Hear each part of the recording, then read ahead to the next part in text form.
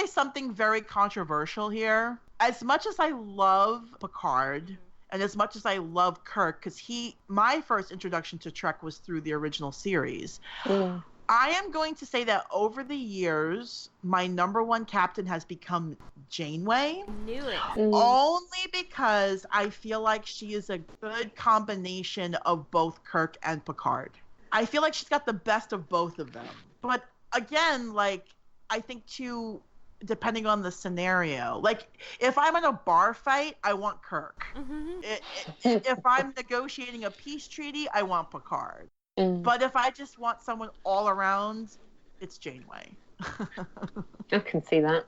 Yeah. How about you, Kat? Is Picard your number one? At a push, yes. But I completely agree with you on your breakdown of in a bar fight. Yeah, definitely Shatner. Negotiation, Picard, and yeah, Janeway for an all-rounder, definitely. Yeah. And that last episode that Janeway does, oh god, what's it called? The last episode anyway for Voyager. She was incredible in that. Oh, she was great in that. She was absolutely great in that. I thought like on Voyager, I thought her character had a lot of growth too. Like, and don't get me wrong, I know Voyager had its ridiculous episodes. Like, they had a lot of silly episodes, especially when like Tom Paris had that holodeck program of like that like 1930s serial he was running, and it was done in like black and white. Gordon. Oh yeah, it was like a Flash Gordon type thing. It was very silly, but I thought overall Voyager had some really great episodes. Definitely some really good moral questions about right and wrong. Yeah, and I love Janeway. Well, they stepped it up because they didn't have to have a female captain, but the fact that they did, and the fact it went on to be so successful, it speaks volumes, I think. Oh, yeah. But yeah, by that point, because that was really after TNG, let's face it, and Deep Space Nine, they'd obviously creatively grown and wanted to expand. I mean, because that has been the point of Star Trek. They've tried to cross all barriers to make us one race, really. Because if you think about the interracial kiss between Uhura and Kirk back in the day, it was a big deal. Oh yeah. And they've broken down those barriers, which is fantastic. And like nobody else, in a way, has been able to. Star Trek has done that on so many levels, and I think that's and it's so beloved as well. It's shown in, I mean, however many countries, over 100 countries, and it really does. It just steps over all those. Oh, I don't know. It just.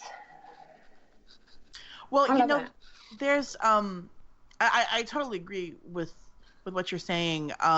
There's a famous story that Nichelle Nichols, who played Uhura, tells that, she was cast on Star Trek, of course. She was going to quit after the first season. Like, she didn't think the show was going to last. She was going to quit.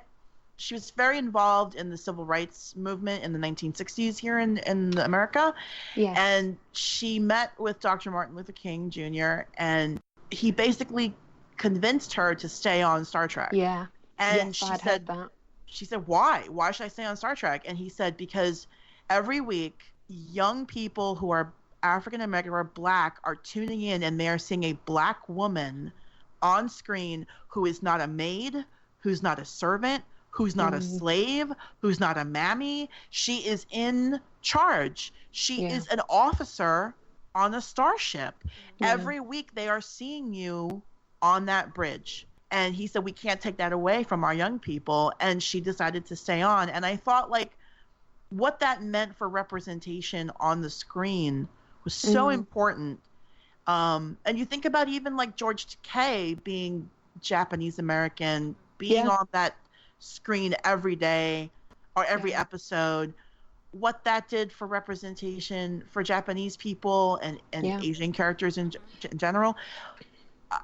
Star Trek has always tried to do that. They've always tried to step over those boundaries, because that was the future Gene Roddenberry envisioned, that we would get to a point where we would grow beyond these ridiculous things that divide us, and we'd have to, because there are aliens out there.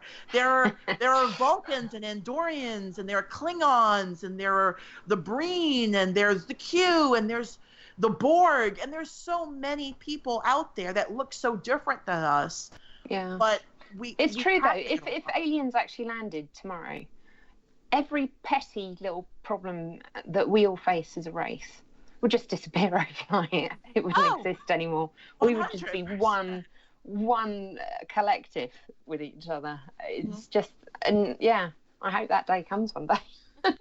Yeah, I hope the Vulcans show up, because we could use a little help down here. Please show up. Logic.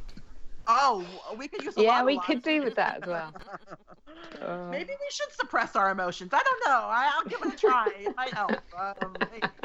So we're coming here towards the end of our episode, but basically in all the time periods, they realize that they have to create this static warp shell.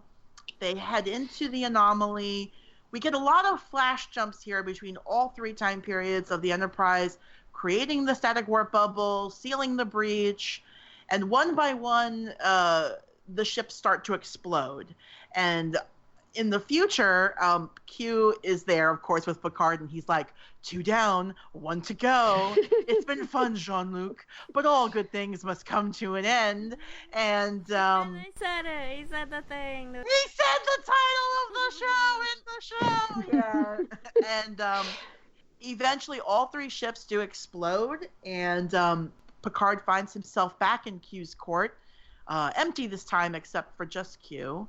And he's like, did it work? Like, did I fix it? Am I dead? Yeah, am I dead? And then Q says, basically, he said, yeah, it worked. I do like that he says, is that all this meant to you? Just another day at the office? Like, this wasn't a special thing for you? And Picard's like, whatever. And He's then, so dismissive, isn't he? I know. He just can't stand Q. But, Yeah. I mean, basically... But it's because Q is so obnoxious. Oh. Because Q loves bothering Picard the way Geordi loves the Enterprise. Like, it's his favorite thing. You know, it's even as much as he always says he hates humans and how terrible and primitive they are or whatever, he loves it. Especially, like, was it this episode or was it some other episode where? Oh no, I think it was that one with that girl maybe that Picard's like. And he has an affinity for the human race, especially me, or something like that. And I'm like, yes. Yes. No, it's. I'm sure there's plenty of / fan fiction out there of Picard and Q. You could search it out if you want it. I don't know. I wouldn't want to take the risk. So, basically, nobody needs to see that. Yeah. No, I agree. Q tells Picard, "Listen, here's the deal. We wanted to see if you could expand your mind. That's the real adventure, is expanding your mind." And he said, for one moment, when you understood the paradox, you did just that. You opened your mind, you expanded your mind to other possibilities that didn't seem to make sense to you before. Picard even thanks Q. He's like, you had a helping hand in this, and Q's like, well, I kind of had to. The Continuum told me I had to help you. And basically, Q is like, the real challenge is the exploration of the human mind and not just mapping nebulas. Picard's like, I hope this is the last time I see you. And Q says, well, he may drop in from time to time just to say hello. Could we see Q and Picard? Please. I think it's a strong possibility. And then the episode winds down with where it all started from. Picard in his Christmas Carol dressing gown, looking to know what the star date is.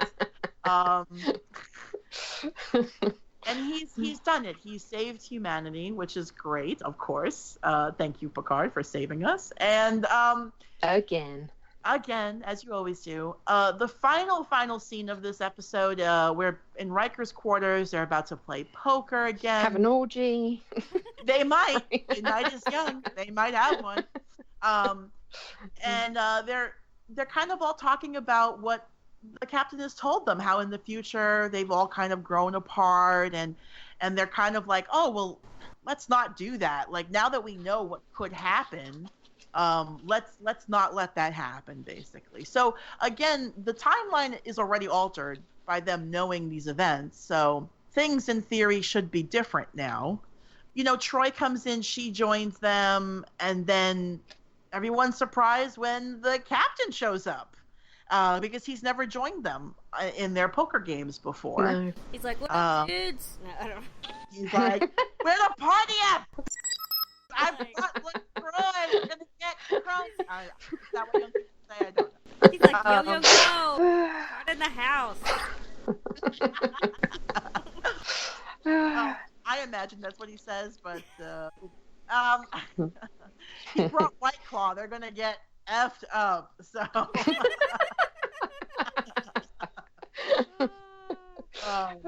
So that up in one of his times when he went in the past. Is that? There you go. What's this White Claw? Whoa.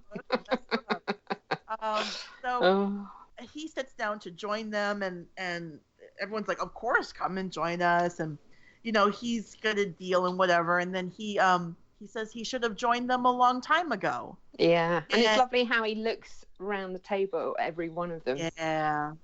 I thought it was a lovely ending. I have to say, even though I've seen this episode many, many times, I still get teary-eyed at the very end of it when he does that thing where he like looks around at everybody, and because we know this is the last episode. Of course, they know it's the last episode, and he's just like, I should have done this a long time ago. And they were like, oh, you were always welcome, and he's like, you can kind of imagine he'll be joining them more often now, even though we don't see it. And he deals and he says the game is 5-card stud, nothing wild, and the sky's the limit.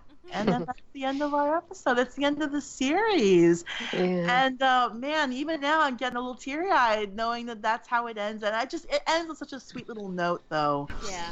I just love it. And then our last shot is just the Enterprise going, flying off into space somewhere to match some other. Boldly going. They will continue to boldly go now in the movies.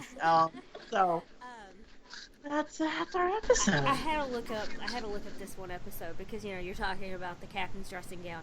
Well, sometimes he wears. You seem obsessed, Brooke. Questionable things. No, but the episode Starship Mine where he goes back to get his. That's the one that's got the guy that's the one that got is the small talk one. Where Data's doing the small talk. Oh, with them. Okay. Yeah.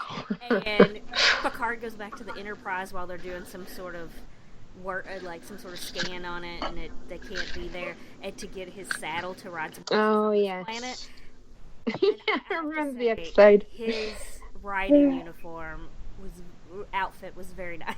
It was not Scrooge pajamas. No, that is a very sexy outfit. Yes. He has, and that's the episode. I remember it now. They're doing a barium sweep of the Enterprise, and they what a memory. Well, because I remember that there was like people that came on board because of the barium sweep, like to steal stuff from the computer, and Picard had to run around. They were stealing waste from like the engines because you could use it to build a weapon. Yeah, I remember. That's a great episode, actually. That's a good episode. I remember that one because it's basically Picard all alone on the ship trying to stay one step ahead of the terrorists. Oh, in an awesome outfit. Doesn't he have like a bow and arrow at one point? And he's like shooting arrows. Steals his bow and arrow. I gotta watch that episode again now. Yeah, that's great. That's the one where they're all stuck at this reception and the guy will not shut up. Yeah. That's the one. Yeah. Yes, I remember. Everyone is avoiding talking to him except Data, who wants to mimic him. Yes. Oh, that's a great episode. And then one of them says to the other, "I don't know who I feel more sorry for." Because they both are just now they're mastering small talk. It is so funny. That's a great episode, and his riding outfit is quite sexy. I don't deny that. I can't remember it. I'm gonna have to look. Well, of course he had the knee high boots or whatever, and he had on one of those those shirts that they have that look like they're sort of wrap or whatever kind of V-neck. Yes. Oh, right, okay.